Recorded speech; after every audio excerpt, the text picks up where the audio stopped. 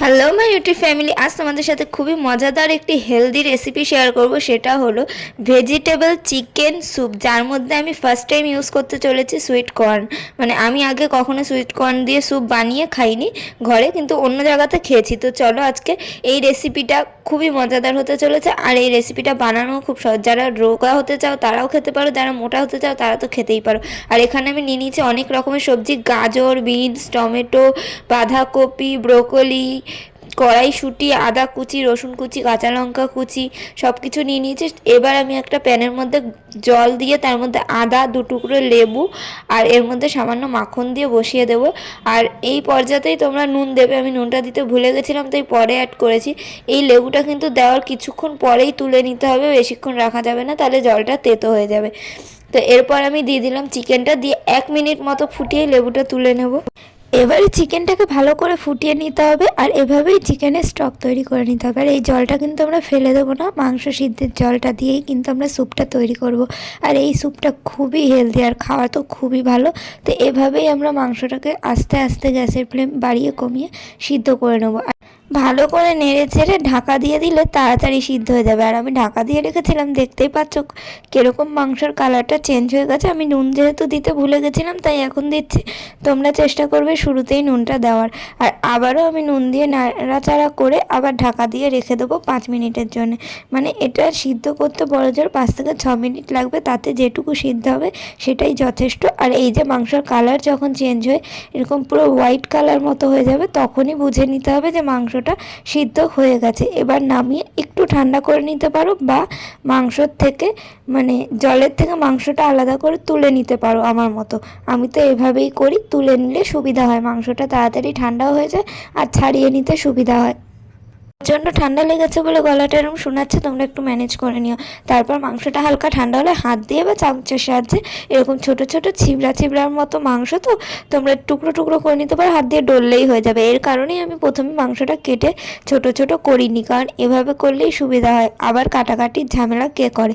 তারপর কড়াইতে কিছুটা বাটার দিয়ে, বাটার মেল্ট হয়ে এলে ওর মধ্যে গাজর কুচিগুলো দিয়ে দেবো। যেই সবজিগুলো সিদ্ধ হতে বেশি টাইম লাগে সেগুলোই দেবো। এখানে কিন্তু আমরা ভাজা করবো না, এখানে জাস্ট আমরা সতে করার মতো করেই একটু দিয়ে নাড়াচাড়া করে আবার অন্য সবজি দিয়ে দেবো। দিয়ে প্রত্যেকটা সবজিকেই ভালো করে নাড়াচাড়া করে মিশিয়ে নিতে হবে।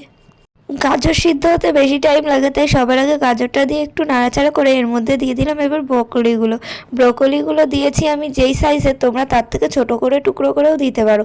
আমার এভাবেই ভালো লাগে তাই আমি এভাবেই দিলাম। আর যারা বাচ্চাদের খাওয়াতে চাইছো তারা চপার থাকলে একদম ভালো করে ছোট ছোট করে কেটে নিতে পারো, বা চপারের যে এখন বক্সগুলো পাওয়া যায়, চপার ছোট ছোট টুকরো হয়ে বেরায়, সেগুলোর মাধ্যমেও কেটে নিতে পারো, তাহলে বাচ্চারা খাবে। বড় বড় পিস করে দিলে তার বাচ্চারা খেতে চাইবে না, তাই। আর আমি এখানে রসুন কুচিটা দিতে ভুলে গেছিলাম, সেই কারণেই আর কি সাইডে একটু বাটার দিয়ে রসুনটা ভাজা করে নিচ্ছি। শরীর অসুস্থ থাকার কারণে বেশ কিছুদিন ঠিকঠাক মতো আমি ভিডিও দিতে পারছি না, আর তাই অনেকদিন পর রান্নাঘরে ঢুকে সব কিছুই যেন ভুলে যাচ্ছি। রসুনটা কিন্তু খুব বেশি ভাজার দরকার নেই, রসুনটা দিলে এই কাঁচা সবজির স্মেলটা চলে যায় আর সুন্দর খেতে লাগে, তাই হালকা ভাজা হলেই বেশ ভালো লাগবে। আর সবজিগুলোও কিন্তু আমরা সতে করে নিচ্ছি ওই কারণে, যাতে সবজির যে একটা কাঁচা গন্ধ থাকে সেটা না থাকে। দেখতে পাচ্ছ সবজির কিন্তু না কালার চেঞ্জ হয়েছে না গোল্ডেন ব্রাউন কোনো কিছু এসেছে। এরপরে আমি কড়াইশুঁটিটা দিয়েও নাড়াচাড়া করে তারপর দিয়ে দিলাম বিনসগুলো। আস্তে আস্তে কিন্তু সব সবজি দিয়ে দিতে হবে, আর এইভাবেই নাড়াচাড়া করে নিতে হবে। এই পর্যায়ে গ্যাসের ফ্লেম কিন্তু একদমই বাড়ানো যাবে না, একদমই কমানো থাকবে। তারপর দিয়ে দিলাম এখানে আমি টমেটো কুচিগুলো। তোমরা চাইলে এখানে টমেটো পিউরিও ইউজ করতে পারো, কিন্তু টমেটো কুচি দিলেই টেস্ট আর খেতে সব দিক দিয়েই ভালো হয়, তো সেই কারণেই ভাবলাম এভাবেই দিই। এবার দিয়ে দিচ্ছি সেই রাজকীয় জিনিসটা, মানে সুইট কর্ন। এটার দাম কিন্তু খুব বেশি না, আমি 1 প্যাকেট এনেছিলাম মাত্র 30 টাকা দিয়ে, বেশ অনেকটা আছে। সুইট কর্ন খেতে কিন্তু বেশ ভালো লাগে। আমি রাইদের ঘর থেকে আমাকে একটা স্যুপ দিয়েছিল, সেইটা খেয়ে আমার এত ভালো লেগেছিল, তারপর দিয়ে ভেবেছিলাম ব্রোকলি আর সুইট কর্ন দিয়ে একদিন স্যুপ বানিয়ে খাবো। তো তারপর এখন যেহেতু শরীরটা খুবই অসুস্থ, একদম গলা ব্যথা হয়ে গেছে, কথা বলতে কষ্ট হচ্ছে, এত সর্দি, তাই ভাবলাম এই সময়ই স্যুপ খাওয়াটা বেটার হবে। তো এবার আমি দেখতেই পেলে দিয়ে দিয়েছি বাঁধাকপির কুচিটা দিয়ে ভালো করে নেড়েচেড়ে মিশিয়ে নেব। এইবার গ্যাসের ফ্লেমটা হালকা বাড়িয়ে নাড়াচাড়া করে মিশিয়ে ঢাকা দিয়ে দিলাম। দিয়ে এবার ঢাকনাটা খুলে নিলেই দেখতে পাচ্ছ এখনও কিন্তু সবজির কালার চেঞ্জ হয়নি, কারণ আমি সেভাবেই কমিয়ে কমিয়ে রান্না করছি। শুধুমাত্র সবজিটার কাঁচা গন্ধটা চলে গেলে এর মধ্যে আমরা মাংসর যে জলটা ছিল সেটা দিয়ে দেবো। আর এখানে আমি এবার দিয়ে দিচ্ছি কুচি করে রাখা মাংসটা। এটাও কিন্তু ভাজার দরকার নেই, হালকা নেড়েচেড়ে সবজির সাথে মিশিয়ে নিলেই হবে। আর এই যে স্যুপের গল্পটা তোমাদেরকে বলছি, বেশ কিছুদিন আগে রাইদের ঘর থেকে, মানে আমাদের পাশের ঘরে যে থাকে, সে বাচ্চাটির বাবা একটি স্যুপ বানিয়ে আমাকে খাইয়েছিল, মানে আমাকে দিয়েছিল। তো সেই কারণে আমি ওটা খাওয়ার পর দেখলাম বেশ দারুণ। বিশেষ করে এই সুইট কর্ন আর ব্রোকলির কম্বিনেশনটা আমার বেশ ভালো লেগেছিলো। তারপর থেকে আমার ইচ্ছা ছিল আমিও ট্রাই করে দেখবো। অন্যান্য স্যুপ তো অনেক খেয়েছি, এইভাবে একটু হেলদি স্যুপ ট্রাই করি। আর এটা খেতে এতটাই ভালো যে কারোর মনে হবে না যে সে সবজি খাচ্ছে বা খারাপ কিছু খাচ্ছে। তো যারা সবজি খাও না তারা এভাবে একবার ট্রাই করে দেখতে পারো, তোমাদের কিন্তু বেশ ভালো লাগবে। আর এভাবে সবজি খাওয়াটাই বেটার। তরকারি করে খেলে সবজির গুণাগুণ নষ্ট হয়ে যায়, যেহেতু বেশি সিদ্ধ হয়। আর বেশি ভাজা পোড়া করে মশলা দিয়ে খাওয়াটা উচিত না। তো এই পর্যায়ে আমি সবজির মধ্যে দিয়ে দিলাম পরিমাণ মতো নুন আর গোলমরিচের গুঁড়ো। তোমরা তোমাদের পরিমাণ মতো ঝালটা দেবে। আমি কিন্তু এখানে দুটো কাঁচা লঙ্কাও যেহেতু দিয়েছি, সেই কারণে গোলমরিচটা সেই বুঝেই দিয়েছি। আর সব কিছু ভালো করে নেড়েচেড়ে মিশিয়ে নেবো। এই পর্যায়ে গ্যাসের ফ্লেমটা একটু বাড়িয়ে দিতে হবে, দিয়ে ভালো করে প্রত্যেকটা জিনিস ভালো করে মিশিয়ে নেওয়ার পর এর মধ্যে দিয়ে দিতে হবে মাংস সিদ্ধ করে রাখা যে জলটা ছিল সেটা। এবার দেখতেই পাচ্ছ সবজিগুলো হালকা নরম নরম হয়েছে, কিন্তু সবজির কিন্তু একটারও কালার চেঞ্জ হয়নি, না চিকেনের কালার চেঞ্জ হয়েছে, দেখতেই পাচ্ছ। এবার ভালো করে নেড়েচেড়ে মিশিয়ে যে সব মাংস সিদ্ধের জলটা ছিল সেটা এর মধ্যে দিয়ে দিলাম।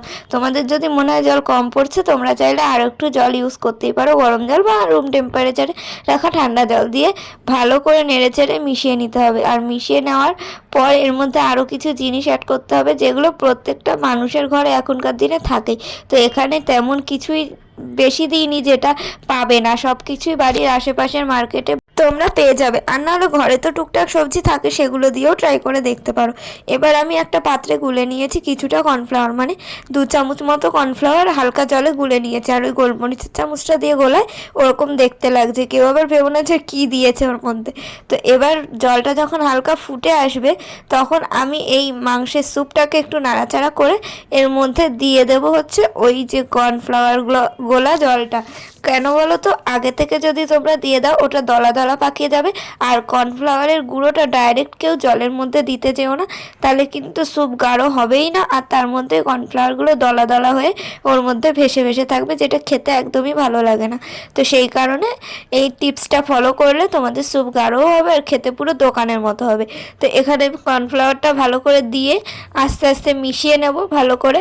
আর মিশানো হয়ে গেলে কিছুক্ষণ পরেই দেখবে স্যুপটা বেশ গাঢ় হয়ে গেছে। স্যুপটা আর কেউ তরকারির গ্রেভির মতো অত গাঢ় খায় না, তো সেই কারণে যেটুকু গাঢ় প্রয়োজন সেটুকু তোমরা কর্নফ্লাওয়ার ইউজ করবে। আর টেস্ট একটু বাড়ানোর জন্য এখানে আমি কিষানের টমেটো কেচাপ আর একটুখানি সয়া সস দিচ্ছি, যাতে কালারটাও সুন্দর চেঞ্জ হয়ে যাবে আর টেস্টটাও কিন্তু খুব সুন্দর লাগবে খেতে। দুটোকে একসাথে ভালো করে মিক্স করে নেবো, নিয়ে তারপর এটাকে স্যুপের মধ্যে দিয়ে দেবো। এটা শুধুমাত্র টেস্টের জন্য দেওয়া হচ্ছে, এটা না দিলেও চলবে। তো তারপর এটা দেখতেই পাচ্ছ স্যুপটা কত সুন্দর দেখতে লাগছে এমনিতেই। আর এই টমেটো কেচাপ আর সয়া সসটা দেওয়াতে কালারটা আরও সুন্দর চেঞ্জ হয়ে যাবে। আর স্যুপটা দেখতেই পাচ্ছ এখন বেশ গাঢ় হয়ে গেছে ফুটে ফুটে, আর স্যুপটা প্রায় তৈরি হয়ে গেছে। তো এবার আমি সসটা দিয়ে ভালো করে নেড়েচেড়ে মিশিয়ে আর 1-2 মিনিট ফুটিয়ে নেব, তাহলেই তৈরি হয়ে যাবে আমাদের চিকেন ভেজিটেবল স্যুপ। আর এটা খেতে সত্যিই আমার খুব ভালো লাগে। আর এইবার আমি বানিয়েছি এত সুন্দর যে আমার মাও বলছিল পুরো একদম টেস্টি, এত টেস্টি যে দোকানের স্যুপকেও হার মানাবে, আর এতটাই হেলদি। তো এই দেখো 2 মিনিট ফুটিয়ে নিলাম সসটা দিয়ে। আর আমার এত কাশি হচ্ছে, কথা বলতে বলতে কাশি উঠে যাচ্ছে, ঠিক করে কথাও বলতে পারছি না। তো এবার এখানে আমি দেখিয়ে দিচ্ছি স্যুপটা কীরকম ঠিক হয়েছে। দেখতে পাচ্ছ আমার এরকমই থিকনেস পছন্দ, তাই আমি এরকমই বানিয়েছি। তোমরা চাইলে আরও গাঢ় বানাতে পারো। আর স্যুপটা তৈরি হয়ে গেলে গ্যাসের ফ্লেম অফ করে উপর থেকে কিছুটা বাটার দিয়ে দিচ্ছি। এটাও অপশনাল, যারা ওয়েট গেন করতে চাও তারা দিতে পারো, আর যারা ওয়েট লস করতে চাও তারা এত বাটার দেবে না, তারা কম বাটার ইউজ করবে। দেখতেই পেলে কতটা ইজি একটা রান্না। হ্যাঁ, সবজি কাটতে মাংস সিদ্ধ করতে একটু টাইম তো লাগবে, কিন্তু হেলদি কিছু খেতে গেলে, টেস্টি কিছু খেতে গেলে তো একটু খাটনি করতেই হবে। তো এই দেখো আমার চিকেন ভেজিটেবল স্যুপ রেডি। তোমরাও ট্রাই করে দেখো বাড়িতে। আর উপরে গোলমরিচ ছড়িয়ে আমি এখন খাবো। তোমরাও ট্রাই করে দেখো আর বলো কেমন লাগলো, কমেন্টে জানিও।